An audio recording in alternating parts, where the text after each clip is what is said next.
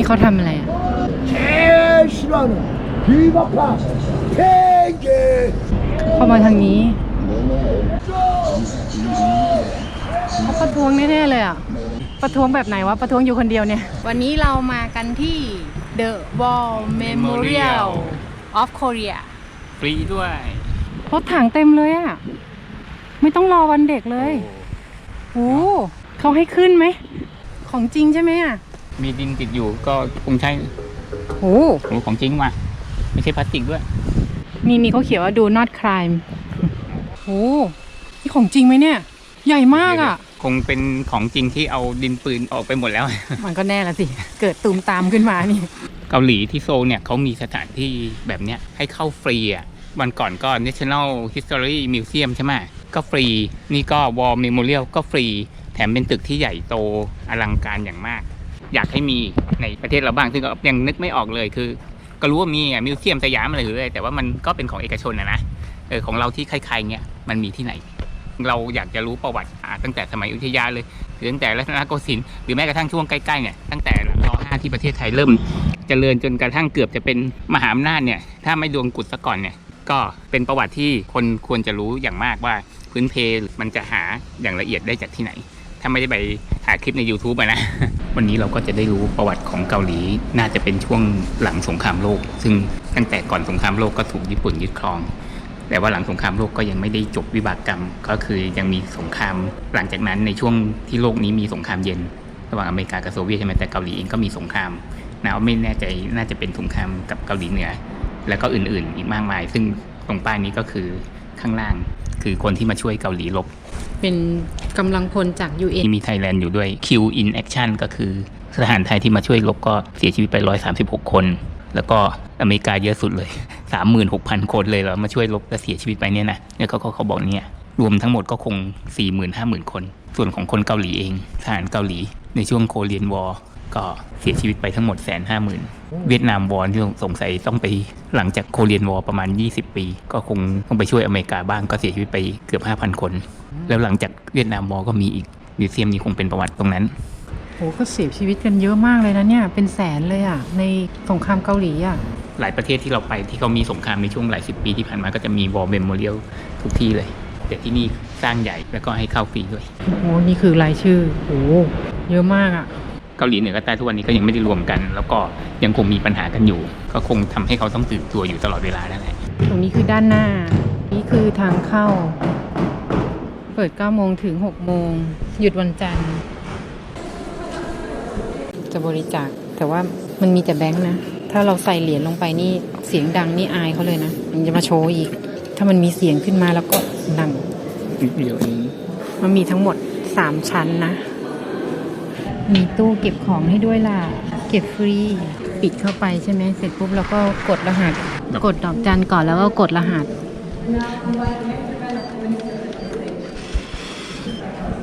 เขาใช้มือหย่อนระเบิดอะไรนะก็ดูจากขวาสุดคงเป็นเครื่องบินเล็กอะโคเรียนวอลหลังสงครามโลกครั้งที่2ตั้งแต่เราเดินเข้ามาเขายังไม่มีการตรวจกระเป๋าเราเลยเนาะนั่นน่ะสิสถานที่ทางทหารนะแต่กลับไม่ได้ตรวจกระเป๋าเขาไม่กลัวเรามีอาวุธหรอโดยเฉพาะเมื่อกี้เห็นยืนปาใสอะไรไม่รู้อะก็มีคนเอาปืนมายิงได้นะก็ไม่ได้ตรวจนะแปลกเนาะไม่มีคนแต่งชุดทหารนะมีแต่คนที่คล้ายกับเป็นทหารเกณฑ์มายืนดูท่านเองแต่ทหารจริงๆไม่เห็นมีมาเป้าสงครามโลกครั้งที่1ก็คือ1917อันที่2ก็คือสิ้นสุด1947โดยประมาณอันนี้ปี1950หลังสงครามโลก2ย้อนความเดิมสั้นๆช่วงสงครามโลกครั้งที่2เนี่ยโลกก็แบ่งออกเป็นฝ่ายพันธมิตรกับสัมพันธมิตรใช่ไหมพันธมิตรก็อังกฤษยุโรปทั้งหมดนั่นแหละอีกฝั่งหนึ่งก็คืออักษะหรืออะไรก็มีเยอรมนีอิตาลีตุรกีหรืออะไรประมาณนี้ทีนี้พอตรงนั้นจบปุ๊บโลกก็แบ่งเป็น2ฝ่ายใหม่อีกทีนึงเพราะว่าอเมริกาเนี่ยเขามีบทบาทช่วงท้ายของสงครามก็เลยกลายเป็นว่าเป็นฝั่งอเมริกากับโซเวียตก็คือประชาธิปไตยกับคอมมิวนิสต์แล้วทีนี้ตรงนี้เขาก็พูดถึงเกาหลีว่าเกาหลีเหนือถูกแบ่งออกเป็นเหนือกับใต้เพราะว่าคอมมิวนิสต์กับประชาธิปไตยใช่ไหมเกาหลีเหนือก็คือคอมมิวนิสต์เพราะว่าตอนนั้นมีคิมอิลซุงน่าจะเป็นปู่ของอันนี้ชื่อคิมอะไรนะตอนเนี้ยจองอึนเหรอจองอึนแล้วก็ช่วงนั้นมีเหมาเจ๋อตุงแล้วก็โซเวียตมีสตาลินก็คือให้ความช่วยเหลือเกาหลีเหนือแล้วก็บทขยี้เกาหลีใต้ตรงนี้โซในช่วงนั้นโดนยึดปี1950เนี่ย เหนือเส้นเนี่ยก็คือเขตของเกาหลีเหนือในตอนนั้นโซลโดนยึดไปแล้วเกาหลีใต้ต้องถอยออกมาที่เส้นป่านี้คือเส้น defense line ก็คือเส้นประมาณว่าไม่ให้ลงมาต่ำกว่านี้แล้วนะแต่โซลโดนยึดไปแล้ว เมื่อกี้นี้ที่บอกว่าโซลโดนยึดไปใช่ไหมแล้วก็เขาทำแนวป้องกันเส้นที่อยู่ข้างบนสังเกตว่าตรงกลางแล้วก็ลงมานิดนึงจะเจอเส้นอยู่แต่ว่าสุดท้ายก็แตกฉะนั้นเขาก็ถอยลงมาอีกเส้นหนึ่งเกือบจะเหลือแค่1 ใน 3อยู่แล้วเนี่ยแล้วก็สังเกตว่าสุดท้ายเกาหลีเหนือก็ทะลวงได้อีกดูทางมุมขวาล่างที่เหมือนล้อมสี่เหลี่ยมเอาไว้นั่นแหละอันนั้นคือเขตปูซานนะ บุกลงมาจนถึงปูซานน่ะคือเรียกได้ว่าพื้นที่เกือบจะเหลือนิดเดียวเขาบอกว่า US Force กองกำลังของอเมริกาไม่แน่ใจมาช้าหรือว่าผิดพลาดอะไรบางอย่างสุดท้ายก็เกือบจะโดนยึดเกือบหมดเลยอ่ะ ถามว่าเกาหลีเหนือนี่เขาทำมาหากินอะไรอะทำไมเขาถึงมีตังค์เยอะจัง เขาอาจจะมีทรัพยากรเยอะหรือเปล่าแต่ว่าช่วงนั้นน่ะมีการสนับสนุนจากจีนกับ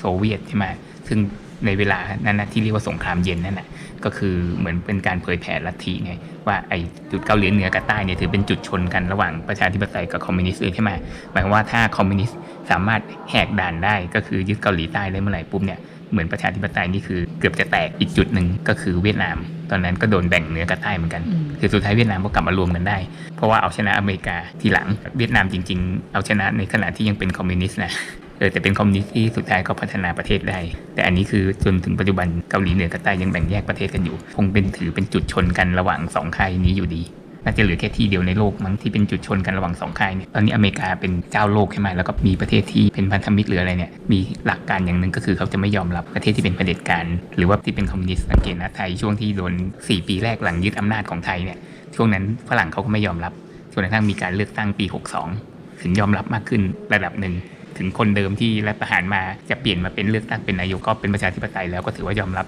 ในระดับหนึ่งฉะนั้นเกาหลีเหนือไม่ได้รับการยอมรับจากโลกภายนอกนั้นเหลือแค่ว่าเขาก็สนับสนุนกันเองระหว่างจีนกับโซเวียตนะอันนี้คือคาดเดา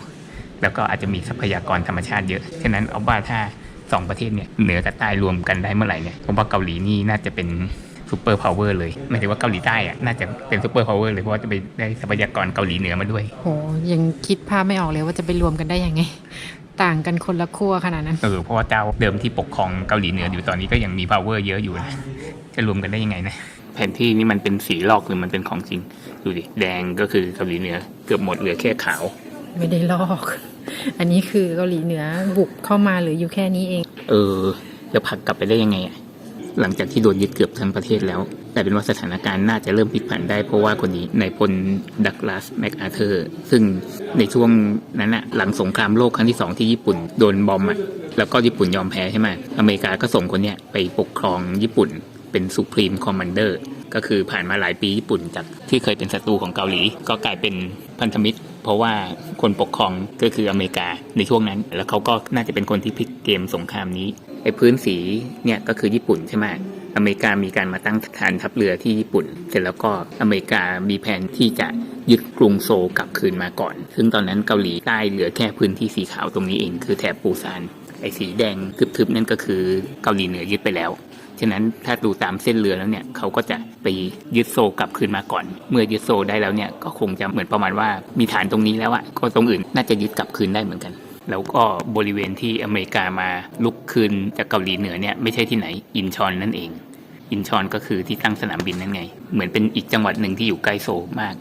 กอินชอนก็คือตัวสีดำๆนี่ตอนนี้ก็กลายเป็นสนามบินไปแล้วนี่ก็เป็นผังหลังจากที่อเมริกาสามารถยึดอินชอนกับโซลกลับคืนมาได้ก็ไม่น่าเชื่อว่าเกาหลีเหนือจะถอยร่นได้ง่ายขนาดนี้เพราะว่าก่อนที่จะถอยร่นกลับไปเนี่ยเกาหลีเหนือฆ่าคนบริสุทธิ์ไปเยอะเลยแล้วก็เอาตัวคนเกาหลีใต้กลับไปในเกาหลีเหนือประมาณ 100,000 คนด้วย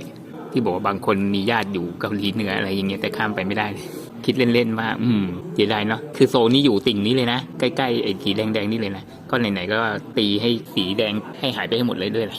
หลังจากที่เกาหลีใต้ยึดโซลกลับมาได้เนี่ยความฝันเกือบจะเป็นจริงในการรวมประเทศกลับมาอีกครั้งหนึ่งเพราะว่าหลังจากนั้นเขาก็ลุกไล่เกาหลีเหนือขึ้นไปจนถึงเมืองหลวงคือเปียงยางยึดกรุงเปียงยางได้แถมยังยึดไปจนถึงพรมแดนเนี่ยนี่คือสุดประเทศเกาหลีเหนือแล้วนะสีขาวนี่แสดงว่ายึดได้หมดเลยนะแต่ว่าไปชนพรมแดนของจีนกลายเป็นว่าคนที่ดับฝันเกาหลีไม่ให้รวมประเทศก็คือจีนสมัยเหมาเจ๋อตุงเพราะว่าผู้นำเกาหลีเหนือขนาดนั้นคือน่าจะเป็นรุ่นปู่ของตอนนี้เนี่ย ก็ไปขอความช่วยเหลือจากจีนก็ไม่ยอมก็ส่งกองกำลังเข้ามาช่วยเกาหลีเหนือเหมือนคนอยากจะให้ประเทศกลับมาเป็นหนึ่งเดียวอีกครั้งหนึ่งแต่ก็ต้องถูกดับฝันครั้งแล้วครั้งเล่าจนมาถึงยุคปัจจุบันก็ยังรวมประเทศกันไม่สำเร็จมาเจอตุงสัญญาว่าจะช่วยสนับสนุนเกาหลีเหนือถ้าอเมริกาเข้ามาร่วมในสงครามก็กลายเป็นว่าอเมริกาเข้ามาร่วมไงแล้วก็จีนยังไม่ได้มาช่วยในทันทีจนกระทั่งเนี่ยรุ่นปู่เนี่ยคิมเนี่ยบอกว่าเกาหลีใต้เนี่ยก็คือลุกไล่ขึ้นมาเกินเส้นที่38แล้วนะสุดท้ายก็คือจีนก็เลยส่งกำลังมาช่วยเพราะว่าไม่งั้นเราก็คงยึดเกาหลีเหนือได้หมดในช่วงสงครามเนี่ยเกาหลีเหนือก็เอาคนหนุ่มสาวของเกาหลีใต้เนี่ยเอามาเป็นกำลังเสริมคืออาจจะเป็นคนธรรมดาก็เลยไม่กล้าขัดขืนคือให้มาช่วยรบสำหรับคนหนุ่มสาวสาวอาจจะไม่ใช่เฉพาะคนหนุ่มอย่างเดียวแต่คนแก่เขาจะให้ไปเป็นแรงงานหมายถึงว่าเป็นคนบุกเข้ามากำลังคนอาจจะมีระดับหนึ่งก็เอาคนท้องถิ่นนั่นแหละมาใช้แรงงานด้วยแล้วก็บังคับให้มาช่วยสู้ด้วยอย่างเงี้ยแต่ทีนี้พอแพ้ปุ๊บเนี่ยเขาก็กวาดต้อนประมาณ 80,000 กว่าคนรวมทั้งเขาบอกว่า key people อะไรเหมือนคนสำคัญบางคนเนี่ยกวาดต้อนไปอยู่ในเกาหลีเหนือด้วยเลยสวยมาก ไม่รู้ป่านนี้ได้กลับมาบ้างแล้วหรือยังกลับมาสักกี่เปอร์เซ็นต์เพิ่งผ่านไปแค่ห้องเดียวเท่านั้นเมื่อกี้โคเรียนวอลรูม1อันนี้รูม2ที่จีนมาช่วยเกาหลีเหนือแล้วก็ยึดกลับคืนไม่ได้เนี่ยเพราะว่าเรื่องปกติของการรบนั่นแหละก็คือช่วยแบบไร้ศักดิ์ศรีมากๆเพราะว่าเกาหลีใต้กับ UN เนี่ยยึดเกาหลีเหนือมาได้ช่วงนั้นกำลังอ่อนแรงทั้งเสบียงทั้งอาวุธเพราะว่าเหมือนทุ่มกำลังไปเต็มที่ใช่ไหมอ๊อฟเชื่อว่าตอนนั้นจีนก็คือเหมือนไม่มีท่าทีมาช่วยพวกนี้เขาก็เลยประมาทแล้วจีนเนี่ยใช้ช่วงน่าจะเป็นตอนกลางคืนอยู่ดีๆก็บุกแบบสายฟ้าแลบตัดเส้นทางเสบียงบุกแบบตอนที่เขาไม่ทันตั้งตัวสุดท้ายก็พวกนี้เขาก็ต้องล่าถอยไปอ๊อฟก็เลยบอกว่ามันเป็นการจู่โจมที่ไร้ศักดิ์ศรีมากเพราะว่าตัวเองในประเทศใหญ่มโหฬารเชื่อว่าที่พวกนี้เขาประมาทเพราะว่าตอนแรกเหมือนไม่มีท่าทีจะมาช่วยแล้วอยู่ดีๆก็โผล่มาช่วยแล้วก็มาตอนที่ดึกๆแล้วก็มาตอนที่กำลังอ่อนแรงกันมากด้วยแต่โอเคมันเป็นเรื่องปกติของสงครามอยากได้ชัยชนะแบบง่ายๆก็ต้องทำแบบนี้มันก็ดูไร้ศักดิ์ศรีไปหน่อยนึงในฐานะประเทศใหญ่อยู่ดีๆมาทำแบบนี้ถึงสงครามใหญ่ในอดีตจะจบไปแล้วแต่ว่าสงครามที่แท้จริงทุกวันนี้ยังไม่จบเพราะว่าผ่านมาเกือบ70 ปีทั้งสองประเทศยังมีความระหองระแหงแล้วก็การที่เกาหลีเหนือยังอยู่เราก็อาจจะดิ้นข่าวมาบ้างเกาหลีเหนือก็พัฒนาตัวเองเหนือนะมีนิวเคลียร์ด้วยจนกระทั่งอเมริกาทุกวันนี้ยังเกรงกลัวเพราะว่ากดปุ๊บเมื่อไหร่ไปถึงอเมริกาก็ได้แล้วก็เกาหลีเหนือก็ทั้งที่เหมือนน่าจะโดดเดี่ยวเพราะว่าจีนก็ไปทางด้านของการค้าขายอะไรมากขึ้นใช่ไหมเหมือนน่าจะโดดเดี่ยวแต่กลับกลายเป็นว่าเหมือนยังมีแสนยานุภาพอยู่เรานึกถึงว่าโซลเนี่ยอยู่ใกล้พรมแดนกับเกาหลีเหนือมากเลยต่อให้ทุกวันนี้เราจะอยู่ในประเทศที่พัฒนามากแล้วก็ตามแต่ว่าเมืองหลวงหรือเอาเป็นว่าทางประเทศก็ได้ยังมีความเสี่ยงอยู่เพราะว่าเขามีนิวเคลียร์เขาแค่กดยิงข้ามมาปุ๊บมาถึงประเทศนี้ได้เลยอย่างเงี้ยถึงจะเจริญยังไงก็ยังอยู่ในภายใต้ความกังวลเพราะว่าทั้งประเทศที่เคยสนับสนุนเกาหลีเหนืออย่างจีนซึ่งก็ยังเป็นคอมมิวนิสต์อยู่เนี่ยก็ยังมีความกล้าแข็งที่มากขึ้นเรื่อยๆอเมริกาซึ่งกำลังจะอ่อนแอลงเหมือนต้องมีชีวิตอยู่ในความระแวงอยู่พอสมควรถ้าเราต้องอยู่ในสภาพแบบนั้นบ้างทุกวันนี้ไทยกับพม่าก็ไม่ได้มีปัญหาอะไรกันใช่ไหมแต่ถ้าวันใดวันหนึ่งล่ะหมายถึงว่าถ้าเราอยู่ในอารมณ์นั้นจะเป็นยังไงต่อให้ประเทศเจริญแค่ไหนก็ต้องมานั่งหวาดระแวงเพราะว่ากล้าแข่งได้เพราะว่าส่วนหนึ่งคือผู้สนับสนุนนั่นแหละอย่างจีนเนี่ยยังมีความกล้าแข็งอยู่ไงถ้าผู้สนับสนุนนี่คืออ่อนกำลังลงหรือเปลี่ยนการปกครองไปแล้วค่อยเบาใจใช่ไหมเหลือแต่เกาหลีเหนืออย่างเดียวใช่ไหมอย่างเงี้ยเขาก็เลยบอกว่าสงครามใหญ่จบไปแล้วแต่เรายังไม่ควรลืมโดยเด็ดขาดตอนนี้เราสงบสุขอยู่แต่ว่าเราก็ไม่ควรลืมไม่ใช่ว่าให้มาระแวงสงครามนะแต่หมายถึงว่าคือประวัติศาสตร์มันเป็นเรื่องที่สำคัญไม่ใช่ว่ารู้ไปมันก็เครียดไงดูไปมันก็เครียดมันใช้ทำมาหากินไม่ได้ก็คนที่อยู่ในประเทศที่ตอนนี้สงบสุขก็จะต้องคิดแบบนี้สงบสุขไม่ได้หมายความประเทศแบบพัฒนาคนกินดีอยู่ดีนะแต่หมายถึงว่าแบบไม่ได้มีปัญหาเรื่องสงครามก็มักจะคิดแบบนี้ history เลย repeat itself ก็คือวนเวียนมามีสงครามซึ่งเราเคยมีเมื่อเป็น100 ปีที่แล้วแล้วก็ผ่านมาคนเริ่มลืมเสร็จแล้วก็กลับมามีสงครามอีกวนลูปสาเหตุเดิมๆกลับมาอยู่เรื่อยๆและสังเกตว่าประเทศที่เคยมีการลบกันแบบเนี้ยทุกวันนี้คือเป็นประเทศที่เจริญทั้งสิ้นญี่ปุ่นเกาหลีอเมริกายุโรปหรืออะไรเงี้ยเป็นประเทศที่เจริญทั้งสิ้นเลยไม่ได้บอกว่าต้องมีสงครามหรืออะไรนะแต่หมายถึงว่าเขาเรียนรู้ไงก็ใช่ถ้าเรายังมีหนี้สินหรือว่ายังมีรายได้น้อยเราต้องนำมาหากินแต่แค่ว่าจำไว้ว่านี่คือเรื่องสำคัญนะตอนนี้ยังไม่ได้มีเวลาไปดูอะไรมันแต่ว่าไม่ใช่ว่าไปมองข้ามมันให้ระลึกว่าทุกวันนี้ต่อให้สภาพเศรษฐกิจเราจะเป็นยังไงแต่เรายังถือว่าโชคดีกว่าเขาแต่ว่าในเมื่อเขาไม่ได้โชคดีเหมือนเราเขาเนี่ยก็อย่างที่บอกเมืองหลวงอยู่ใกล้ประเทศ ศัตรูมากขนาดเนี้ยเขาก็ต้องยิ่งเร่งพัฒนาตัวเองใช่ไหมกลายเป็นว่าเขาใช้ความที่เขาไม่ได้โชคดีเหมือนเราเนี่ยพัฒนาประเทศขึ้นมาเหมือนแบบเขาต้องมีความตื่นตัวอยู่ตลอดเวลาแล้วจะทำไงให้เราทั้งพัฒนาด้วยแล้วก็โชคดีด้วยอันนี้คือสิ่งที่ยากมากของเรามันเหมือนเป็นมีปณีประนอมกันแล้วก็เลี้ยงไข่กันไปแล้วก็เกิดขึ้นมาใหม่อีกจะขึ้นก็ขึ้นไม่ได้จะลงก็ไม่ลงมั่นคงมากเลยแต่ก็ไม่ขึ้นนะอย่างเงี้ยแต่ก็ไม่ได้อยากให้เกิดเหตุการณ์ร้ายแรงอะไรหรอกก็ไม่อยากให้เกิดหรอกแต่แค่ให้เห็นความสำคัญของประวัติศาสตร์สังเกตว่าทำไมของเราเนี่ยไม่ค่อยได้เน้นเลยนะคนไทยไม่ค่อยรู้ประวัติศาสตร์เราสามารถเรียนรู้จากประเทศอื่นได้เนาะอย่างนั้นเราไม่ค่อยรู้ของตัวเองก็ไปดูของคนอื่นเอาเป็นว่าถ้าเราไม่รู้ว่ามันจะมีความสำคัญกับเราอย่างไงก็ลองคิดดูว่าทำไมประเทศที่เขาพัฒนาแล้วเนี่ยเขาถึงเน้นเรื่องนี้จังเลยนี่สร้างมิวเซียมเกี่ยวกับเฉพาะสงครามอย่างเดียวนะสงครามโคเรียนวอร์อย่างเดียวเลยนะใหญ่โตขนาดนี้นะให้เข้าฟรีด้วยนะเขาให้ความสำคัญนะ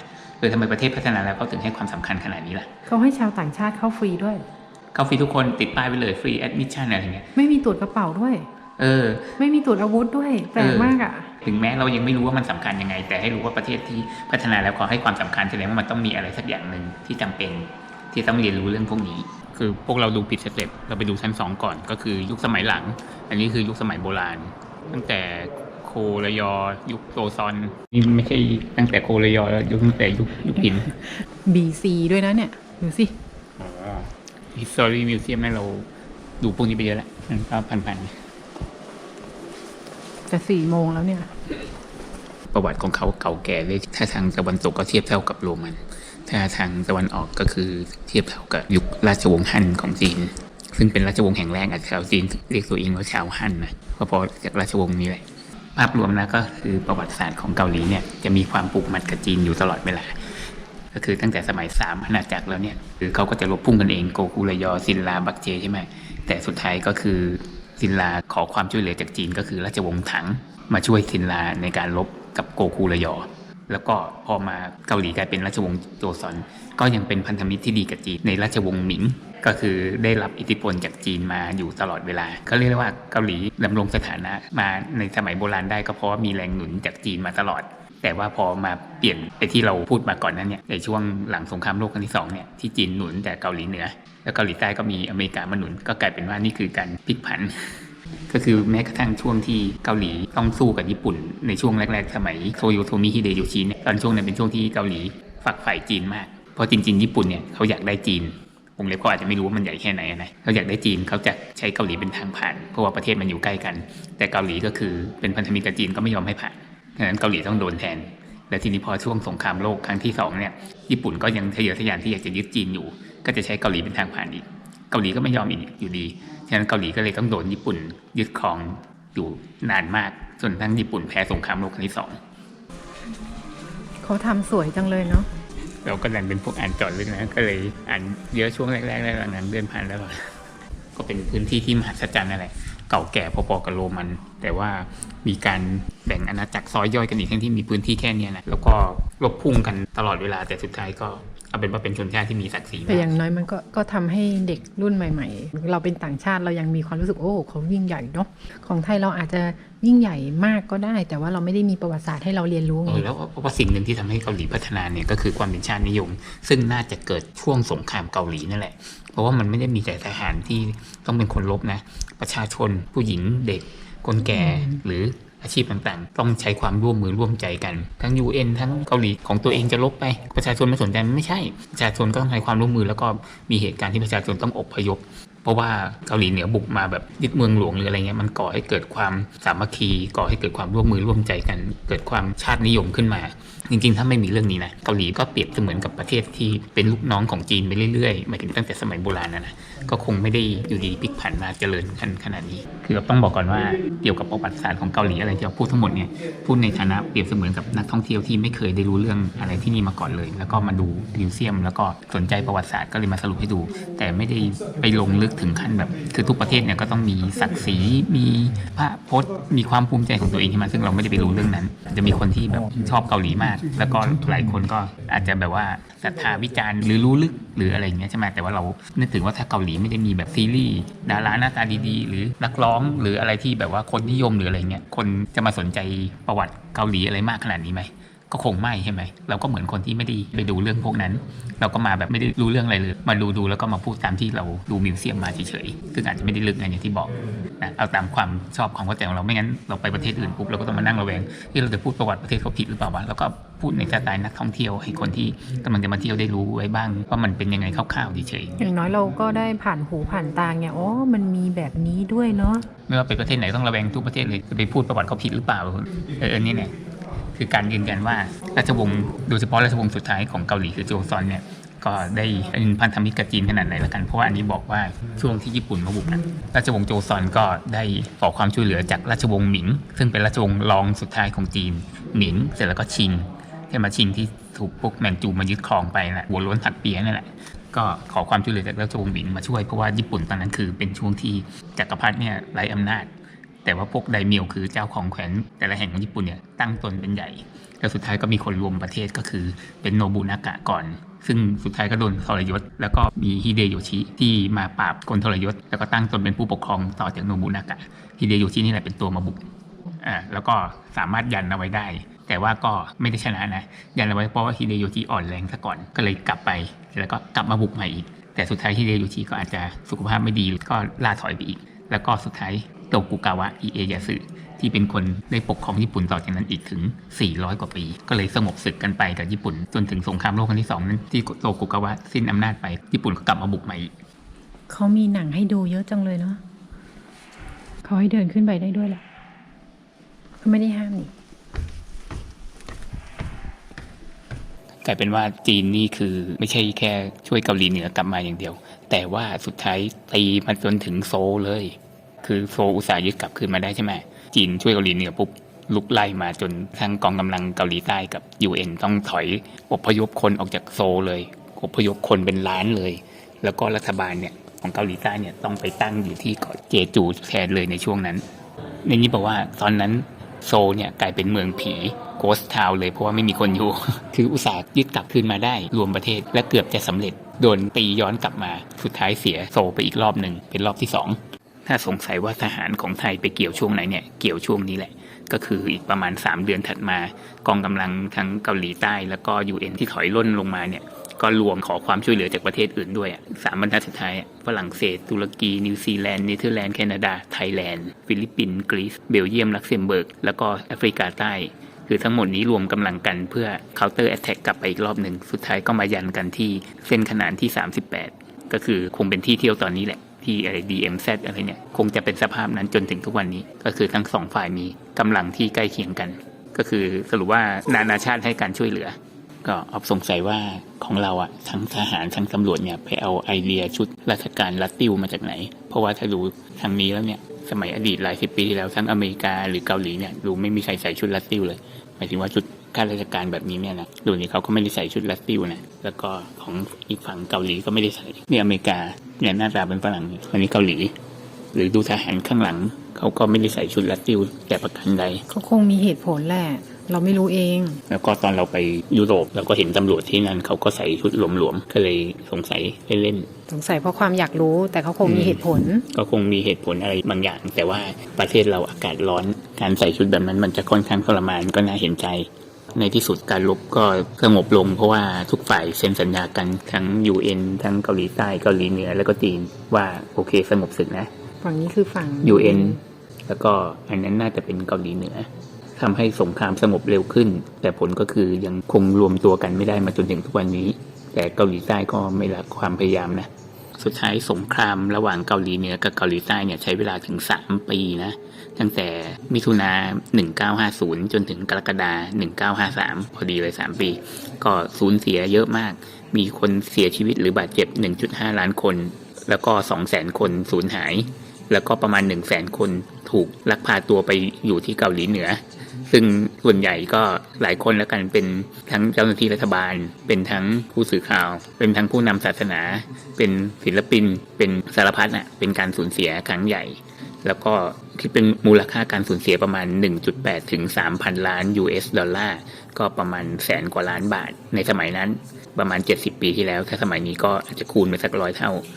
อันนี้มันเหมือนเป็นข้าวปั้นเลยนะอย่าหวังว่าข้างในจะมีไส้นะเอาไปพกพาเลย ราชวงศ์สุดท้ายของเกาหลีคือราชวงศ์โชซอนเนี่ยเป็นราชวงศ์ที่อยู่นานที่สุดในประวัติศาสตร์ราชวงศ์หนึ่งในโลกเลยนะ500 กว่าปีนะอยุธยา400 กว่าก็จริงแต่ว่ามีการผัดเปลี่ยนกันเปลี่ยนไส้ในเปลี่ยนราชวงศ์คนเก่าโดนรัฐประหารแต่ยังเป็นอยุธยาเหมือนเดิมแต่ว่าไส้ในเปลี่ยนแต่นี่คือลูกหลานตระกูลเดิมมาตลอด500 ปีเนี่ยส่วนหนึ่งน่าจะเป็นเพราะว่าเขามีศัตรูภายนอกตลอดเวลามันทำให้เกิดความที่เขาจะต้องทำดีไงเพื่อที่จะดำรงสถานะประเทศน่ะก็คือเริ่มต้นจากอยู่มาได้แค่ไม่ถึง200 ปี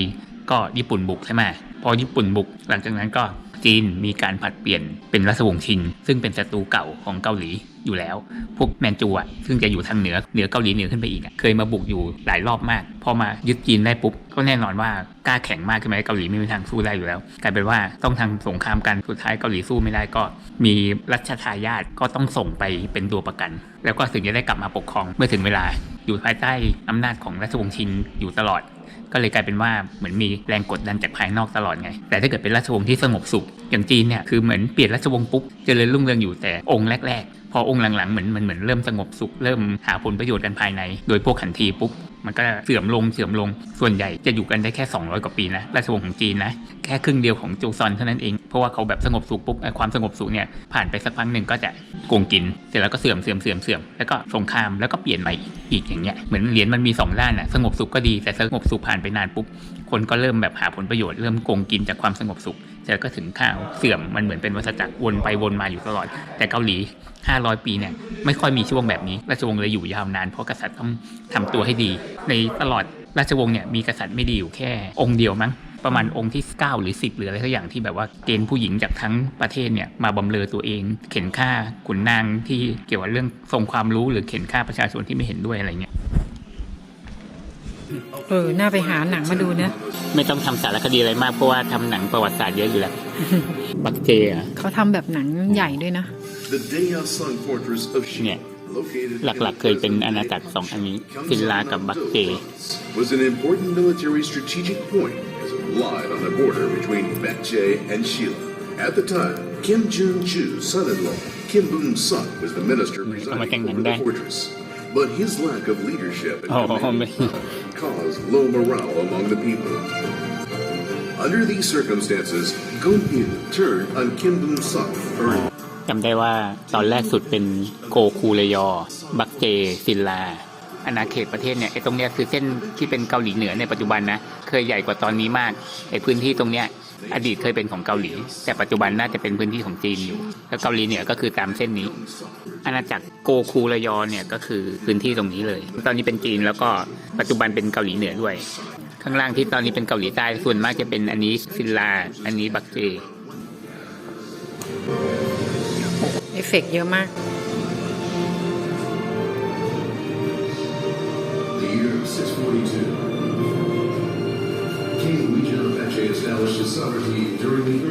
รู้สึกว่าเขาทำเอฟเฟกต์เยอะจังเลยเนาะของสงครามสมัยก่อนเนี่ยส่วนโคเรียนวอร์นี่ไม่ค่อยมีเอฟเฟกต์เท่าไหร่ทำไมต้องทำเป็นหนังที่อยู่ข้างใต้ด้วยอ่ะนี่พื้นนะเนี่ยทำไมเขาไม่ทำตรงเนี้ยทำไมแม่เป็นข้างบนเนี่ยนี่คือความแตกต่างกันทางด้านยุทโธปกรณ์ระหว่างเกาหลีกับญี่ปุ่นในช่วงราชวงศ์โจซอนช่วงที่ญี่ปุ่นมาบุกทางฝั่งซ้ายเรือของเกาหลีมีการสร้างหอคอย Watch Tower เอาไว้แค่นั้นแต่ของญี่ปุ่นสร้างบ้านไว้เลยแสดงถึงความที่แสนยานุภาพอลังการกว่าเนี่ยมีรูปประเทศอยู่นี่เรือน่าจะใหญ่กว่าด้วยนะอันนี้เรือเล็กกว่า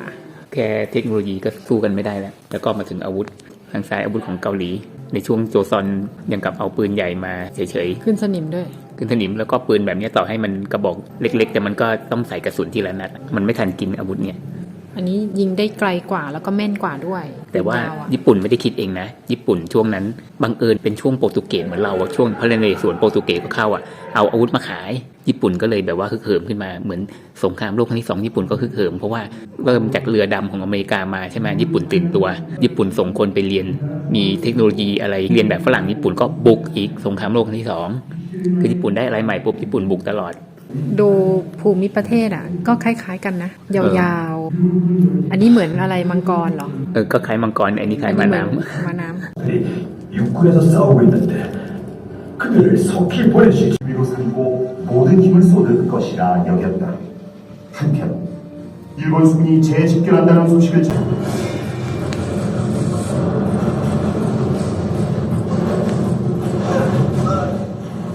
หมวกอาจจะเป็นตัวบอกตำแหน่งละมั้ง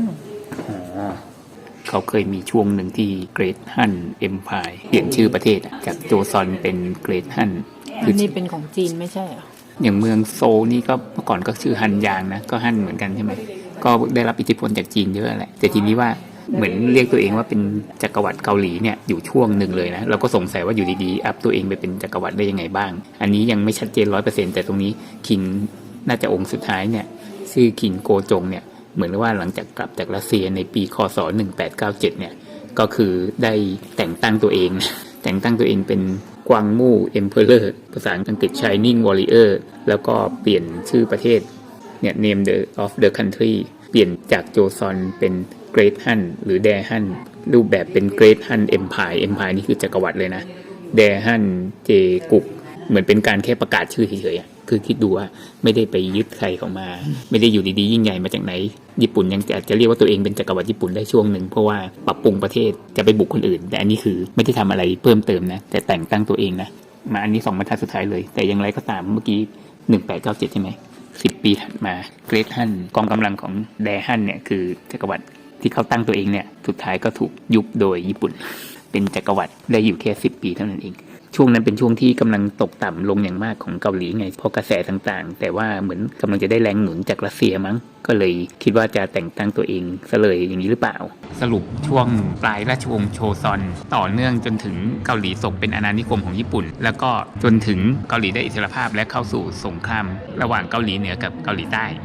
เริ่มต้นปี1894เกาหลีมีสงครามจริงๆแล้วเป็นสงครามระหว่างจีนกับญี่ปุ่นแต่ว่าญี่ปุ่นเนี่ยได้เข้ามาบุกเกาหลีก่อนจีนแน่นอนเสร็จแล้วก็มีการฆาตกรรมรอบสังหารควีนมินอาจจะเป็นแม่ของเอ็มเพอเรอร์องค์สุดท้ายอันนี้ไม่ได้ไปอ่านชื่อบุคคลละเอียดแล้วก็คิงองค์สุดท้ายคือโกจงลี้ภัยไปอยู่รัสเซียปี1896นะแค่ปีเดียวคิงโกจงกลับมาประกาศแต่งตั้งตัวเองหนีไปนะแต่พอกลับมาประกาศแต่งตั้งตัวเองเป็นโคเรียนเอ็มไพร์เปลี่ยนตัวเองจากคิงเป็นเอ็มเพอเรอร์ซะงั้นทั้งที่น่าจะเป็นอาณานิคมของญี่ปุ่นอยู่คือคิดว่ารัสเซียจะช่วยตัวเองพออีกประมาณ7 ปีหลังจากนั้นมีสงครามระหว่างรัสเซียกับญี่ปุ่นแน่นอนผลก็คือรัสเซียแพ้ประเทศใหญ่ขนาดนั้นนะแต่ญี่ปุ่นสามารถลบชนะได้ก็หมายความว่าญี่ปุ่นชนะแม้แต่รัสเซียยังได้ฉะนั้นแค่เกาหลีเหรอทำอะไรญี่ปุ่นไม่ได้อยู่แล้วญี่ปุ่นก็มีการเข้ามาตั้งสถานที่ทำให้เกาหลีกลายเป็นอาณานิคมอยู่ตอนนั้นคิงโกจงก็เป็นจักรพรรดิของเกาหลีอยู่ใช่ไหมก็เหมือนต้องดิ้นรนเพื่อที่ขอความช่วยเหลือจากประเทศอื่นทางตะวันตกแล้วก็สุดท้ายก็1907หลังจากเป็นจักรวรรดิมาได้ประมาณ10 ปีก็ถูกบังคับให้เซ็นสัญญากับญี่ปุ่นกองทหารเกาหลีโดนยุบทิ้งกองทหารจักรวรรดินี่นะโดนยุบทิ้งแปลว่าเป็นเอ็มพายมาได้ตั้ง10 ปีเลยเหรอแต่เป็นเอ็มพายที่คงจะไม่ค่อยได้ทำอะไรได้นะเป็นแค่ชื่อเพราะว่าคนที่ตัวเองกะจะไปพึ่งเนี่ยคือรัสเซียเนี่ยแพ้สงครามซึ่งรัสเซียเองตอนนั้นก็ลำบากเพราะว่ายุคของซาร์องค์สุดท้ายซาร์นิโคลัสทิ้งสุดท้ายแล้วเขาก็โดนจับไปแล้วก็สังหารทิ้งกันทั้งครอบครัวแล้วก็รัสเซียก็เปลี่ยนเป็นสหภาพโซเวียตฉะนั้นก็เลยบังเอิญไม่งั้นถ้าไม่ได้เกิดเหตุการณ์นี้ขึ้นนะก็อาจจะชนะญี่ปุ่นก็ได้ใครจะไปรู้นะก็คือราชวงศ์รัสเซียก็อ่อนแอลงมากช่วงนั้นเหมือนกันเกาหลีถูกตั้งรัฐบาลใหม่ขึ้นมาก็น่าจะโดยฝีมือของญี่ปุ่นเป็นช่วงก่อนสงครามโลกครั้งที่1แล้วก็มีสงครามโลกครั้งที่1ในช่วงประมาณเนี่ยสิ้นสุดในปี1917ก็คือน่าจะเป็นอาณานิคมของญี่ปุ่นเนี่ยมาตั้งหลาย10 ปีแล้วเพราะว่าอีกประมาณ30 กว่าปีถัดมาเนี่ยมีการพยายามขัดขืนโดยการตั้งกองทหารขึ้นมาเพื่อปลดแอกตัวเองจากญี่ปุ่นก็คือเกาหลีจะมีอะไรที่คล้ายญี่ปุ่นอยู่หลายอย่างคงจะเป็นเฉพาะในช่วงนี้ก็คือถูกญี่ปุ่นปกครองเป็นอาณานิคมเป็นโคโลนีของญี่ปุ่นปี1941ตั้งกองทหารมาปุ๊บก็ประกาศแยกตัวเป็นอิสรภาพจากญี่ปุ่นซึ่งตอนนี้ญี่ปุ่นกำลังกล้าแข็งมากนะเพิ่งเริ่มสงครามโลกครั้งที่2เท่านั้นเองกว่าจะสำเร็จก็คืออีก4 ปีถัดมาญี่ปุ่นกำลังน่าจะใกล้จะแพ้สงครามแล้วก็ประกาศอิสรภาพแล้วอีก5 ปีหลังจากที่ได้อิสรภาพจากญี่ปุ่นก็มีโคเรียนวอร์ก็คือสงครามระหว่างเกาหลีเหนือกับเกาหลีใต้ขึ้นมาเพราะว่าพอจบสงครามโลกครั้งที่2ปุ๊บโลกก็เปลี่ยนขั้วเป็นขั้วเสรีแล้วกันกับขั้วคอมมิวนิสต์ขั้วคอมมิวนิสต์ก็สนับสนุนโดยจีนกับโซเวียตไปหนุนเกาหลีเหนือแล้วก็เกาหลีใต้ก็มีอเมริกาแล้วก็ประเทศทางตะวันตกเป็นตัวหนุนก็เลยต้องทำสงครามกัน3 ปีถัดมาสงครามสิ้นสุดแต่ว่านั่นคือสงครามในอดีตปัจจุบันไม่มีสงครามแต่ว่ายังคงมีแบบเกาหลีเหนือมีอาวุธนิวเคลียร์หรือว่ามีความกังวลด้านอันตรายว่าจะถูกบุกเมื่อไหร่ก็ไม่รู้ ผ่านมา70ปีก็ยังรวมประเทศเป็นเกาหลีหนึ่งเดียวไม่ได้ก็คือถูกแยกประเทศมาถึง70กว่าปีแล้วไม่เหมือนเวียดนามเคยแยกเป็นเวียดนามเหนือเวียดนามใต้ใช่ไหมเหนือเป็นอเมริกาหนุนก็เป็นเสรีเป็นประชาธิปไตยใต้เป็นคอมมิวนิสต์สุดท้ายคอมมิวนิสต์ชนะว่ะแต่ว่ากลายเป็นว่าถึงแม้จะยังเป็นคอมมิวนิสต์แต่ก็มีการปกครองสไตล์เวียดนามก็คือเป็นประชาธิปไตยสไตล์คอมมิวนิสต์ก็พัฒนาประเทศได้แล้วก็เอาชนะอเมริกาได้ในช่วงนั้นก็เลยรวมประเทศกันได้คืออเมริกาเป็นตัวฮีโร่ของเกาหลีแต่ว่าเป็นตัวศัตรูของเวียดนามเมื่อกี้คือประวัติเกาหลียุคใหม่อันนี้ประวัติยุคตั้งแต่ยุคหินเลยแล้วกันเอาแค่คร่าวๆนะก็คือเริ่มมีประวัติศาสตร์มาตั้งแต่ยุคประมาณ 2,000 ปีก่อนคริสตกาลคือ 4,000 ปีเลยนะเริ่มต้นที่อาณาจักรโบราณโกโชซอนเมื่อประมาณ 2,000 กว่าปีก่อนคริสตกาลซึ่งเป็นที่มาของชื่อโชซอนราชวงศ์สุดท้ายแล้วก็ประมาณ50กว่าปีหลังคริสตกาลก็คือเกือบ 2,000 ปีที่แล้วโกโชซอนก็แยกกลายเป็น3อาณาจักรมีโกคูรยอมีซินลามีบักเจซึ่งอยู่กันมาประมาณอีก600กว่าปีเส้นขนานกันมาคือผังมันมีการปรับเปลี่ยนอยู่เรื่อยนั่นแหละก็คือทางเหนือคือโกคูรยอแล้วก็ทางตะวันออกก็ประมาณซินลาแล้วก็ทางตะวันตกก็คือบักเจแต่ขนาดมีการปรับเปลี่ยนอยู่เรื่อยนะแต่ทิศทางประมาณนี้พอคศประมาณ700ซินลาก็บุกบักเจแล้วก็รวมเป็นซินลา2อันบักเจกับซินลารวมกันโดยที่ซินลาเป็นคนยึดครองแล้วก็มีเบาแฮโผล่ขึ้นมาไม่มีโกคูรยอแล้วหมายถึงว่าไม่มีอะไรเลยรวมกันเป็นที่เดียวเลยหรือเปล่าคือเบาแฮนี่เหมือนว่ามาเทคโอเวอร์โกคูรยออีกทีหนึ่งเพราะว่าตามแบบนี้ก็คือด้านล่างซินลาบุกบักเจเลยรวมกันน่าจะกินพื้นที่ของเกาหลีใต้ในปัจจุบันไปเกือบหมดเนี่ยประมาณเส้นเนี้ยนี่คือเกาหลีใต้แล้วก็เบาแฮนี่ปัจจุบันเกาหลีเหนืออยู่ไหนถึงแค่นี้ถึงแค่เส้นนี้เนี่ยคือเกาหลีเหนือแสดงว่าเบาแฮนี่มันใหญ่มากใหญ่กินขึ้นไปข้างบนเลยตรงนี้น่าจะเป็นปัจจุบันน่าจะเป็นจีนเดาเอาเคยใหญ่ขนาดนี้เมื่อกี้บอกว่าเป็นม้าน้ำใช่ไหมอันนี้เป็นปีศาจหัวใหญ่แล้วคือยุคอาณาจักรโบราณเนี่ยมันตรงกับยุคไหนของทางตะวันตกบ้างถ้าเป็นยุค3อาณาจักรเนี่ยโกคูรยอซินลาบักเจเนี่ยตรงกับยุคโรมันก็คือยุคประมาณหลังคศมานิดนึงแล้วก็ถ้าเป็นยุคที่รวมซินลาที่แบ่งไว้เป็นซินลาบาลแพร์อะไรพวกเนี้ยก็ตรงกับยุคไบเซนไทน์ก็คือโรมันตะวันออกคือโรมันจะมีการแตกสลายโดยที่ชาวเยอรมนีมาบุกใช่ไหมแล้วก็ฝั่งตะวันตกนี่คือโดนยึดไปแล้วก็เหลือฝั่งโรมันตะวันออกคือเป็นไบเซนไทน์และส่วนถัดมาก็คือปีคศประมาณ900ก็คือมีคนที่รวมชาติให้เป็นหนึ่งเดียวก็คือกลายเป็นอาณาจักรโครยอซึ่งก็คือที่มาของโคเรียนนี่เองไปตรงกับช่วงไหนคศประมาณ900ตรงกับช่วงรวมชาติอังกฤษนี่ประวัติศาสตร์เทียบตีคู่มากับตะวันตกเลยนะดีเนอะเขาทำแบบนี้เข้าใจง่ายดีเนอะแล้วก็ยังตรงกับช่วงที่มีการก่อตั้งอาณาจักรโรมันอันศักดิ์สิทธิ์ด้วยคือโรมันเดิมล่มสลายก็เป็นโรมันอันศักดิ์สิทธิ์ก็คือศาสนาจักรก็คือหาคนมาแทนโรมันเดิมก็คือเอาพวกเดียวมันนิกนั่นแหละที่มาตีโรมันเดิมนั่นแหละแล้วก็เป็นจักรพรรดิโรมันอันศักดิ์สิทธิ์โครยออยู่มาประมาณเกือบ500ปีก็ล่มสลายกลายเป็นอาณาจักรโชซอนคือเปลี่ยนได้ยังไงนี่ไม่รู้นะอันนี้เอาแค่คร่าวๆนะซึ่งมันก็จะตรงกับยุคพวกเติร์กมาบุกไบเซนไทน์แล้วก็กลายเป็นออตโตมันขึ้นมาออตโตมันปัจจุบันก็คือตุรกีก็โชซอนก็อีก500กว่าปีแล้วก็มาถึงที่พูดมาตอนแรกช่วงที่ล่มสลายของโชซอนก็ช่วงล่มสลายของอาณาจักรโรมันอันศักดิ์สิทธิ์พอดีเลยอาณาจักรโรมันอันศักดิ์สิทธิ์ล่มสลายเพราะว่านโปเลียนแห่งฝรั่งเศสยึดครองไปทั่วยุโรปแล้วก็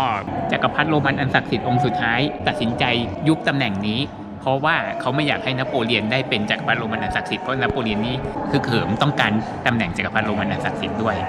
เลยยุบทิ้งซะเลยนี่คือทางเข้าชั้นแรกเรามาอันนี้ก่อนเสร็จปุ๊บแล้วก็ลงมาข้างล่างเสร็จปุ๊บแล้วมันก็จะมีชั้น3ก็ไปเดินผ่านๆส่วนชั้น4โชคดีนะเนี่ยมันเป็นออฟฟิศแอเรียก็คือสงครามของตัวเองเนี่ยจบไปแต่ว่ายังมีสงครามที่ไปช่วยอเมริการบกับเวียดนามหรืออะไรพวกนี้อีก The Korean War Room 3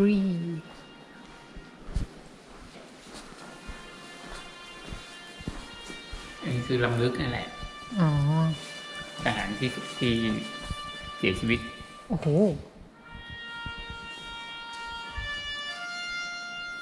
เขาทำยิ่งใหญ่จังเลยเนาะ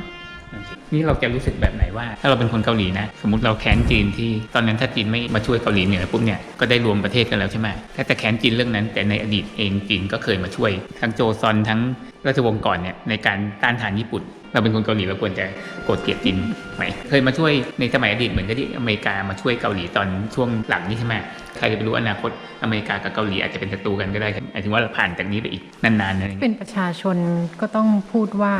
ก็ยังไงก็ได้อย่าให้เกิดสงครามเลยอย่าทำสงครามกันอีกเลย ก็ทุกอย่างต้องขึ้นอยู่กับประชาชนเพราะว่าสงครามเกิดจากผู้ปกครองใครเลือกผู้ปกครองมาก็ประชาชนถูกไหมฉะนั้นเราก็เลยต้องรู้ประวัติศาสตร์เพื่อเราจะไม่ให้มันเกิดขึ้นก็จะไม่เลือกผู้ปกครองที่มีแนวโน้มจะทำสงครามหรือถึงเขาคิดจะทำถ้าประชาชนต่อต้านเขาก็จะไม่กล้าฉะนั้นเราก็เลยควรจะต้องสนใจเรื่องพวกนี้เดินผ่านนะอย่าจอดลึกนะทำไมหลังสงครามเวียดนามเนี่ยอเมริกาไม่ได้ไปก่อสงครามกับใครโดยตรงมากนักเพราะว่าอเมริกาส่งคนไปตายช่วงสงครามเวียดนามเยอะทั้งประชาชนต่อต้านอเมริกาก็เลยไม่กล้าส่งคนไปโดยตรงอีกเลยก็เลยไปสนับสนุนพวกประเทศที่เป็นบริวารแทนเดี๋ยวอย่าเพิ่งกดอะไรนะเราเดินผ่าน5 โมงกว่าแล้วไม่ใช่นี่นิวซีแลนด์ไทยอยู่ไหนอะนี่ไงใช่ด้วย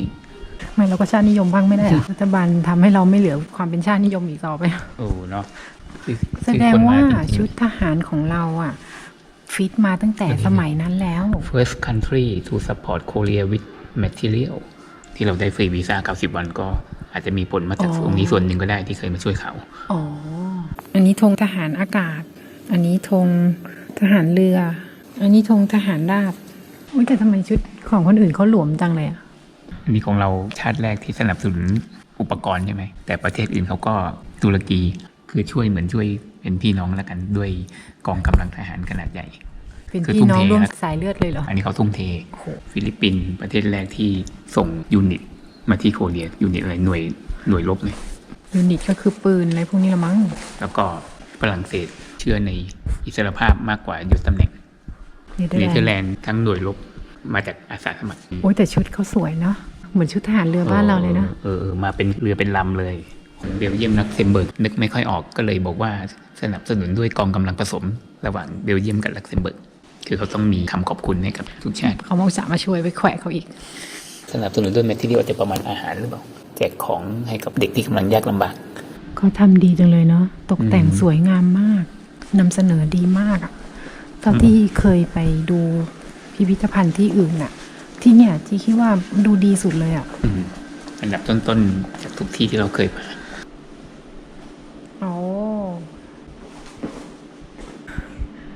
มีแสงด้วยอ่ะมีอะไรอีกอะทำไมเยอะจังอะฟรีจะอยู่ได้ทั้งวันว่ะนี่ฟรีจริงเหรอวะเขามีให้ประทับตาธงชาติเหรอ